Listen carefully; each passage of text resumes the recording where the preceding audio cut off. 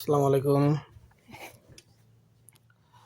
আমাদের বংশে যারা যেখানে আছেন, একে অপরের সাথে যতটুকু যোগাযোগ আছেন, সবাই মিলে আমরা একটা সাহায্য গ্রুপ তৈরি করি।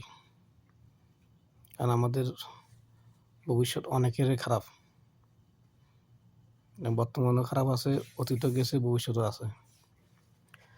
বিশেষ করে আজকে আমি যে কথাটা বলতে চাচ্ছি, আমার চাচা আলতাফ হোসেনের পরিবারের সদস্য, তিনি ছেলে মেয়ে সবাইকে শিক্ষিত করার চেষ্টা করছেন। 3 ছেলেকে ইঞ্জিনিয়ার বানাইছেন, সততার চাকরি করছেন।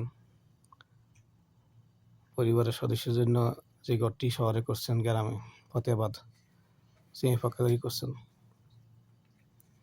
কিন্তু এখন সেই ঘরে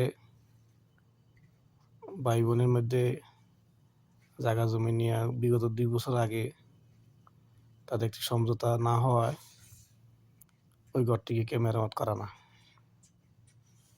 যে কারণে চাষি এত বৃষ্টি হচ্ছে, আমরা সবাই কিন্তু সোশ্যাল মিডিয়াতে একে অপরটা শেয়ার দিচ্ছি। আমাদেরটা কেউ শেয়ার দেন না, আমাদেরটা কেউ বলে না। আমাদের বংশের মানুষ কিন্তু কষ্ট করতেছে। এই বৃষ্টির মধ্যে, পানির মধ্যে, ঘরের মধ্যে পানি পড়তেছে, উনি ঘরের মধ্যে ঘুমাইতেছেন, খাইতেছেন, চলতেছেন। তদ্রূপ এই লক্ষ্য আমি অত বলা বলি করি, আপনারা খারাপ জানেন। এটা হয়তো একদিন আমারও হতে পারে, আপনারও হতে পারে। কিন্তু আমরা যদি আমাদের একে অপরকে যদি বলা বলির মাধ্যমে সংশোধন করতে না পারি, বুঝাবুঝি করতে না পারি, টেলিফোনে যোগাযোগ সংযোগ করতে নাই, কে কারোর লোক হয়তো যোগাযোগ করেন না, এই মানুষটি হয়তো আর 2 বছর বাঁচবেন। তখন তার যে মনের মধ্যে যে আঘাত, বৃদ্ধ বয়সে যে কষ্ট, এগুলি তার পরিবারের সদস্য, শুধু তাদের জন্য না, বংশের সবার উপরে পড়বে। আজকে আমারও এরকম একটি পথভ্রষ্ট হওয়ার লক্ষ্য আছে। ভবিষ্যতে তো আমার এভাবে কষ্ট করতে হবে। সেই যে হিসেবে আমার খুবই আপন মানুষ, খুবই কলিজার টুকরাকে আমি আজকের থেকে যোগাযোগ বিচ্ছিন্ন করে দিয়েছি। কারণ ওদেরও ভবিষ্যৎ, ওরাও ঠিক এরকম হবে। আনোয়ার হোসেনের মতন, জামান হোসেনের মতন, ইমাম হোসেনের মতন মা বাপকে কষ্ট দেবেন। তো ওদেরকে আগের থেকে আলাদা করে দিতে হবে। কারণ আগের থেকে আলাদা করলে মনের মধ্যে দুঃখ থাকবে না, কষ্ট থাকবে না, তখন আর ওই কষ্ট সহ্য করলেও খারাপ লাগবে না। যেমন তো আমার শাশি কষ্ট করতেছেন, কিন্তু ওনার দুঃখ নেই, উনি কাউকে বুঝাও না, আর বোঝানোর সুযোগ ওনার কাছে নাই।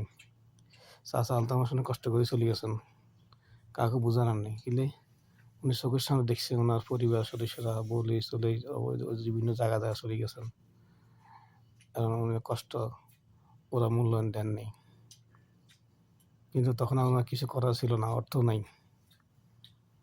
ওইভাবে তিনি করোনাকালীন চলে গেছেন ফতেহাবাদে, সেখানে মাটিতে আছেন।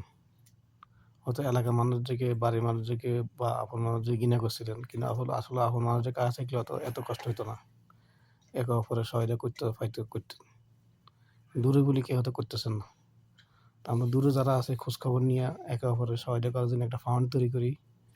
আমার মনে হয় এটা একটি শুভ লক্ষণ হতে পারে, যেহেতু আমরা বললে বা হেরা করে দেখ, আমার একার পক্ষে তো সম্ভব না। সবাই মিলে যদি ফান্ড তৈরি করি, একটা কিছু দিয়ে যদি চেষ্টা করি, তাহলে এই ঘরের চালটা দেওয়া যায়। সবাই ভালো থাকবেন।